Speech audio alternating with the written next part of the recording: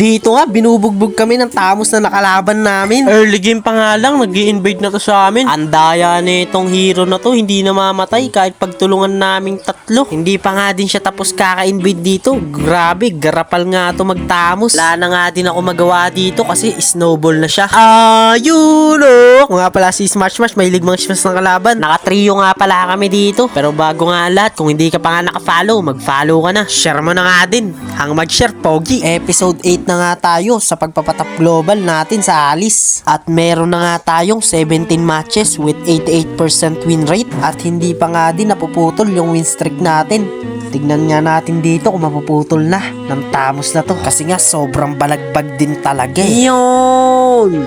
Early game pa nga lang, hindi na maawat tong Tamos na to. Talagang pinahirapan niya ako nito sa pagja-jungling. Ang pangit mo naman ka-banding, boy. Kinukuha nga nito lahat ng mga farm ko. Inuubusan ako ng farm. Buti nga nakuha ko pa tong red buff. Ang hirap nga nito pigilan kasi may nakasanib na Angela. Tumako na nga tayo dito sa mid game kasi binugbog lang ako ng Tamos nung early game eh. Dito nga nakabawi na tayo kahit papano. Ang kaso nga lang sobrang hirap nga talaga pigilan nito.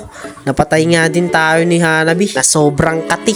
Talagang hindi pumapayag yung kalaban na walang ganti no? Unti-unti na nga namin sila nabawian kasi isa-isa sila napatay. Nahuli ko nga si Parsha na nagtatago dito sa bush. Tapos dito nga niluto ni Gord. Smash talaga malala. Akala ko nga tapos na yung laban kasi naubos namin sila. Kaso nga lang nadep pa din ito ng mga kalaban. At eto na nga yung pangalawa naming try. Natapusin yung laban. Matatapos kaya. Nag first kill in na nga ako dito sabay ultimate. Talagang sabog eh, no? Pitas nga agad yung dalawa. Eto nga din yung pinakakinaganda ng trio. Kasi may mga damage dealer ka na aasahan. Kasi nga kapag solo ka lang, ay, ewan ko na nga lang kung anong mangyayari sa mga win rate mo, boy. Napatay pa nga ako dito ni Hanabi. Ang kaso nga lang, natapos ng laban. Hindi nga matalo-talo yung Alice ko. Mag-isa na nga dito si Atlas na magpupush. Titipitipihan niya pa nga yan. Atlas the last man yarn. At ipupush niya na nga dito. At matatapos na naman niya ang laban. Sa digmaan na malalakas lang ang nakakalaban. Yun lang.